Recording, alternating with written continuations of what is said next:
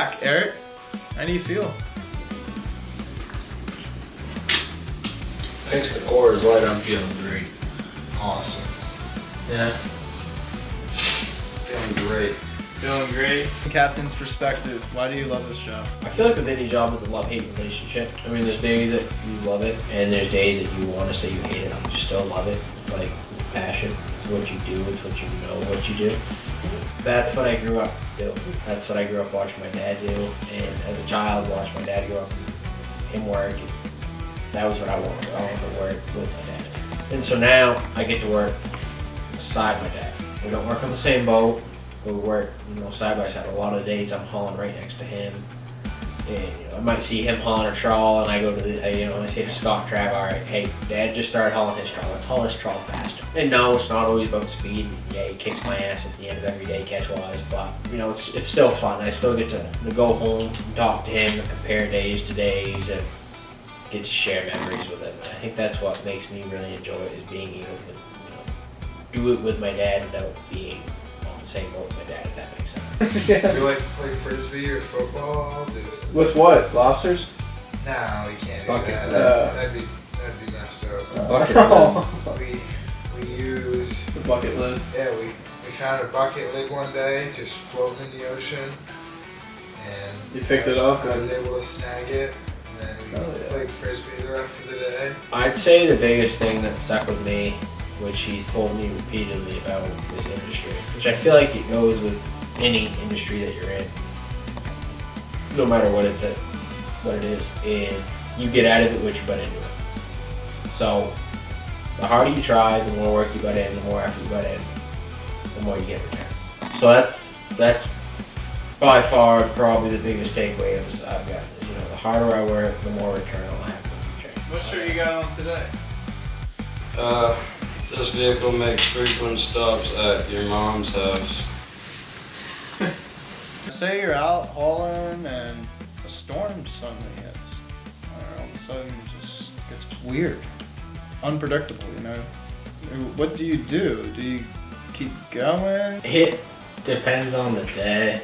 I mean, usually we just keep hauling, but the thing that sketches me out the most is thunderstorms. There's a lot of lightning going on the phone. Boats have been hit by lightning before. One that causes fire, and two that can take out a lot of you. But normally, yeah, we just keep going. We just keep hauling.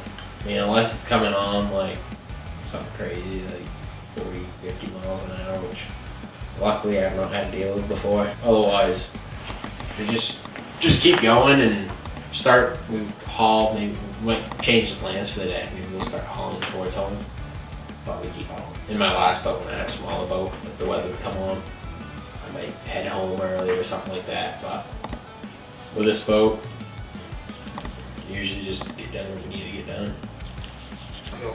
He'll hit us. He takes that. Why do you think he has a metal gap? He went through too many wooden ones hitting us. I mean, my thought process is time is money. And there's only so many hours in a day, so I'd like to get there, get it done, get home. Which sometimes speed isn't everything. Obviously, the more you catch, the more you make. So rushing through things doesn't necessarily make you money. You want to put your traps in what you think is the best opportunity for next time. But otherwise, yeah, we're pretty consistently hauling all day. Over there. You smiling? Yep. Yeah. Hold on. Oh wait, we'll do serious. I'll do a serious. Let's do serious. Try to. Serious. Our number one goal is making sure the industry is sustainable. We farm them. I mean, in a roundabout way. We feed all the baby lobsters from the trap.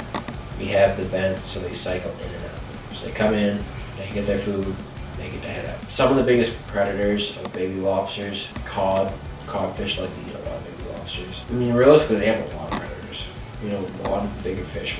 They're fighting crabs, fighting with other lobsters. And then, obviously, like I said, we throw all the baby ones back. We can only keep them up to a certain size.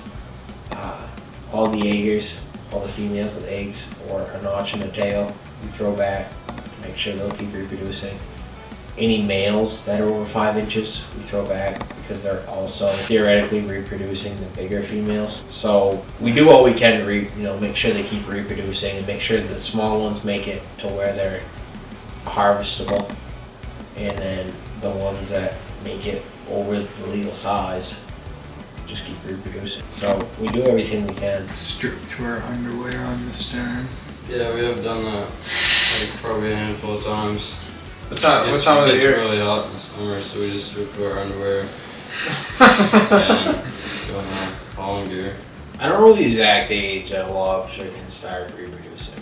I know they can start reproducing under legal size. So I'm guessing 4 or 5 years old they can start reproducing. And lobsters will shed a year until they get real old. Once they get real old, they might go a couple of years. They might stay off of colder waters, and it just takes longer to reproduce. When they reproduce, it's a lot of stress on the, molding the whole new shell. A lot of lobsters can die from it, especially when they get older. There's just so much strain on their body. But yeah, I mean, they'll go from an egg, it's just a little tiny thing, just pretty much floating around, and then it'll be a little baby lobster, and then every year just shed and become bigger. And so when they shed, they become what we call a shedder. And then as the water gets colder, they start eating more, they harden up, toughen up, the more nutrients they get, the shell gets harder. And once they get to legal size, that's typically what everyone else in the country and world will see is a hard shell at a restaurant. That's because they're more of a shippable lobster. So they'll live longer out of water, or they need less to survive. As a shedder, it's kind of like a newborn. They're kind of like they're a baby, but they like just reborn, and so they need that extra nutrients, that extra little care. They're just a more delicate lobster. I mean, so how it works right now, kind of how the whole industry works, not including like necessarily what we do, but how the industry works, is we go out, we catch them, we bring them in, we sell them to a dock. The dock buys them, and then the dock will sell them to a dealer, which the dock is also considered a dealer. To buy and sell, you have to have a dealer's license. So they buy them, make a little bit of profit, sell them to a buyer.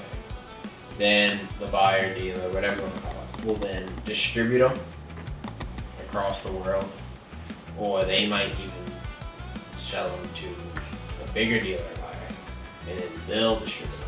So lobsters, a lot of the time, will go through 3 to 4 different levels of the chain of the lobstering industry before they're actually distributed and put on a table, or a plate on a table.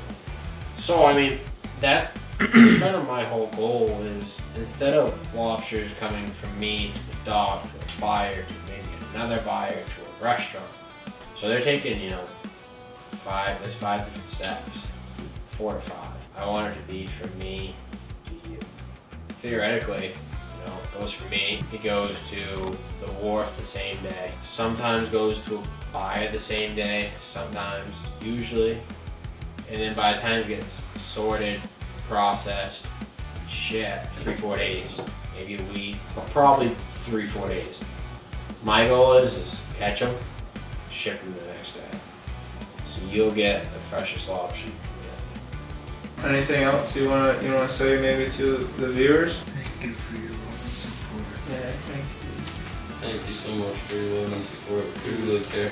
You guys We mean the do world care. to me. We care about every single one of you. You mean the world to me. You mean the world to all of us. And thank you for subscribing to Eric Dog.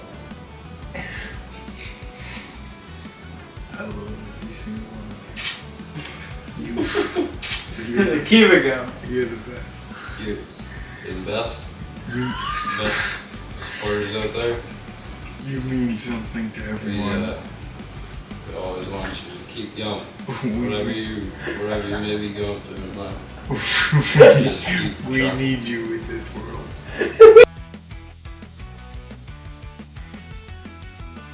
It's very expensive.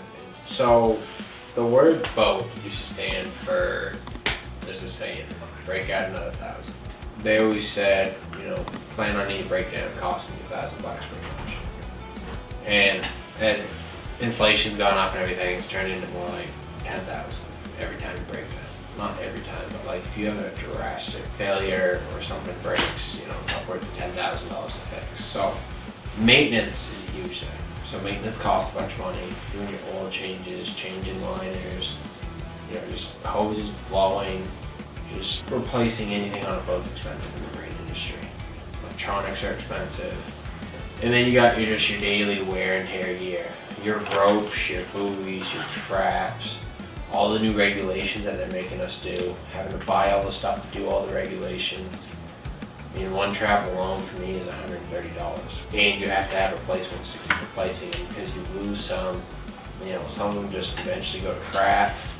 So there's a lot that goes into it. You know, a coil of rope can be upwards of $350 just for one coil. I mean, we have a lot of rope. Bait's expensive, just to string on some dead fish. And some guys can spend upwards of $100,000 a year to just fish. Fuel's expensive, help's expensive. I mean, it's a business that we see a decent amount of money come and go. But like I say, come and it goes a lot quicker than it comes. So wildlife and lobstering are two huge things in the state of Maine. And then obviously, Maine runs on small businesses. And that's the number one thing Maine runs on, which lobstering is also just a bunch of small businesses.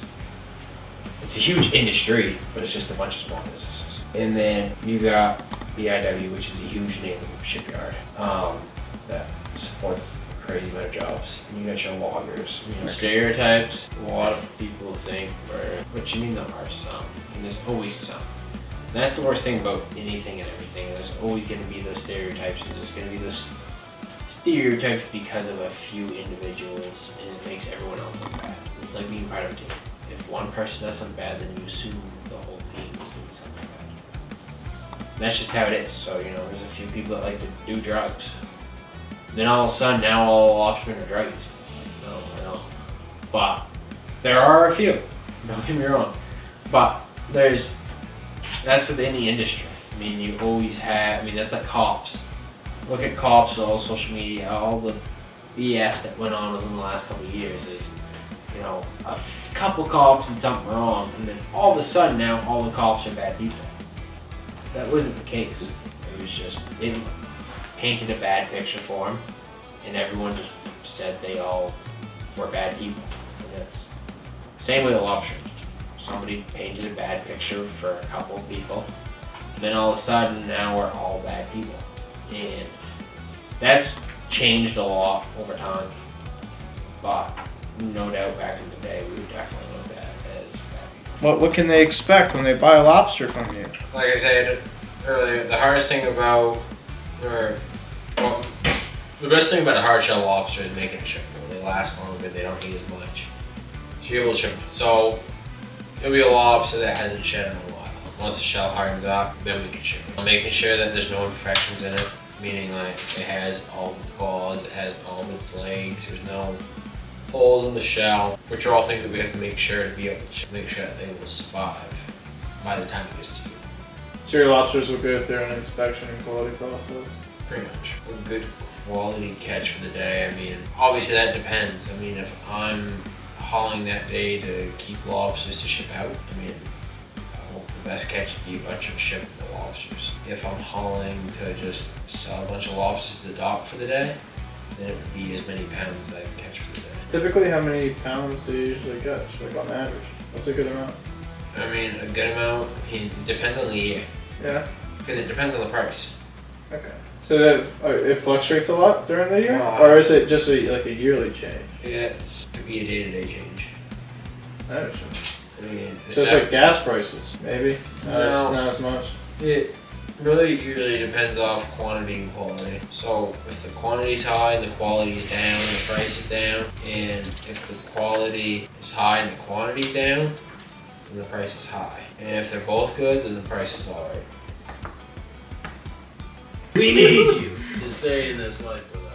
We need you to follow. We need You mad at it. You mad We at it. need you to follow us. You belong. Please. You belong.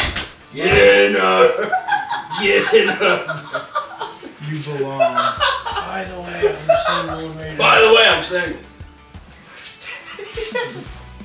I am single and I am ready to mingle. Hit me up.